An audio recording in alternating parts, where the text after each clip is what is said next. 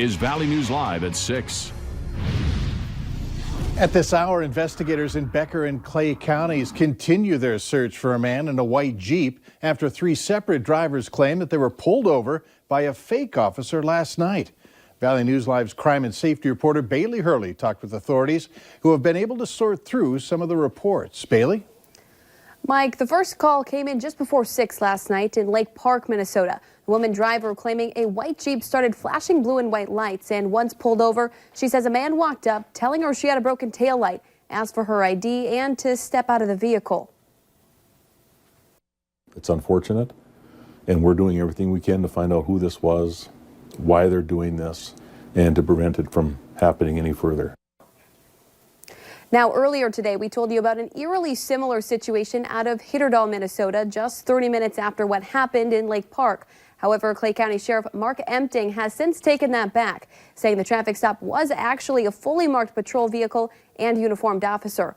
Officials say 2 more reports are being investigated, one happening at the Becker and Clay County lines around 8:45 last night, and another possible incident in Becker County. However, Sheriff Todd Glander says his deputies are still trying to verify that report. Glander also says if you're being pulled over and aren't certain it's a real officer, call 911 immediately and try to pull over in a well-lit public area if possible. Mike? Bailey Hurley reporting. Thanks. So officials also say even if you're concerned that the officer behind you is fake, to never speed up, as officers could take that as a pursuit and charge you with fleeing. We are all just praying really hard that the truth can come out and that these things can be resolved quickly.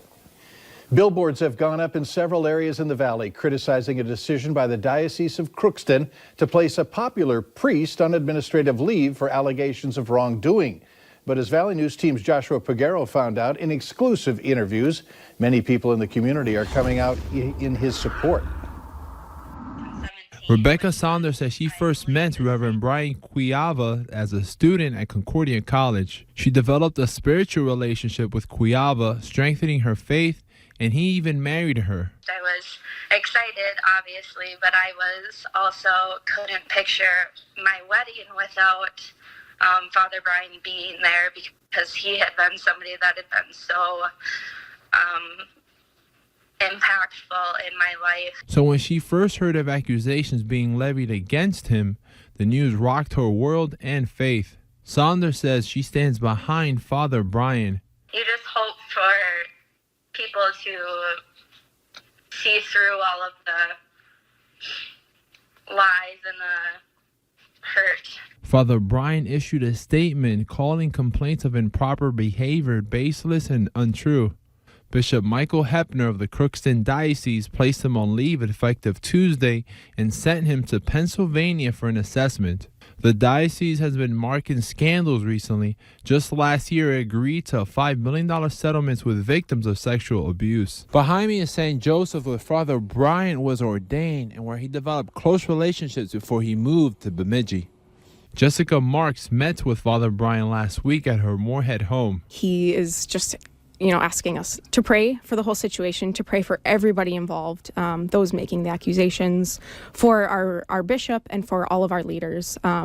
Just pray that these things can get sorted out. The accusations against him are non-criminal and non-sexual and have to do with boundaries, according to the diocese. Still don't believe the accusations against him. I know him to be a really upstanding guy, really honest and faithful. As with others who know Father Brian, they say these accusations are just not like him. In Moorhead, Joshua Pagero, Valley News Live. The Diocese of Crookston says that Father Brian Cuiava will be placed on leave until the allegations are thoroughly investigated. A 3-year-old is recovering tonight after being knocked unconscious after a car crash involving a snowplow in Wadena County.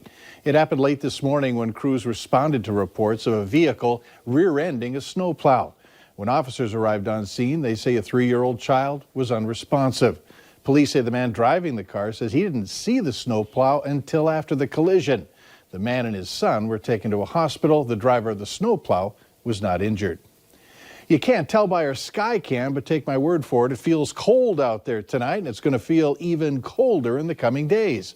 Hutch is here with the details on tonight's conditions. He's here with your No Wait weather planner. Hutch? Well, a very slippery commute in the morning as a result of some snow that really impacted portions of central Minnesota, Fargo and Grand Forks. Just a trace of snow this morning, but 3 to 5 inches in and around places like Bemidji, Akeley, New York Mills getting almost 3 inches of snow, as did Monaga. Some more snow developing on its way. We have a winter weather advisory for the Southern Valley, northernmost portions of South Dakota into Lakes Country.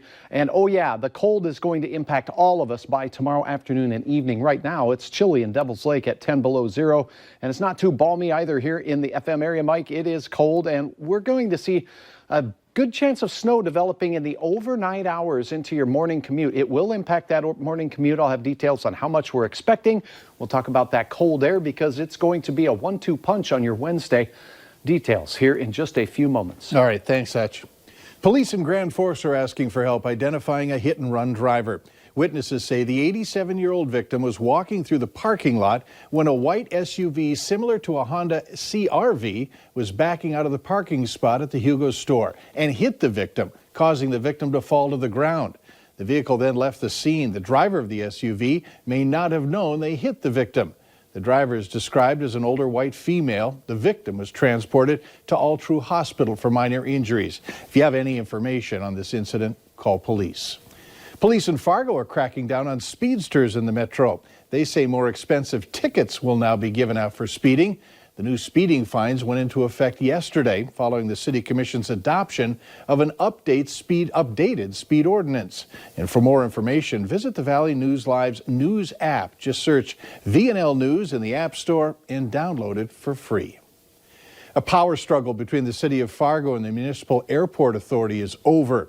Both sides have now agreed to a memorandum of understanding which defines how the two sides will work together in the future. The new agreement resolves a number of issues that led to a tug-of-war between city and airport authority leaders. Sore spots included whether airport employees were city or airport workers. The MOU indicates that the airport authority handles operations at Hector International Airport. Speaking of the airport, good news for those of you wanting to visit Nashville. Allegiant says it'll now be offering a nonstop route to Nashville International Airport from Fargo. And to celebrate, the airline is offering one-way fares for this new route as low as $55. The new seasonal route will operate twice weekly. For more information, visit the Valley News Live app. The Fargo-Moorhead Community Theater is making plans to return to its downtown location after temporarily relocating because of structural issues. It was December that the beams in the roof started to fall and the building was ruled unsafe. All remaining productions in the 2019-2020 season will go on as scheduled in new venues that will be announced at a later date.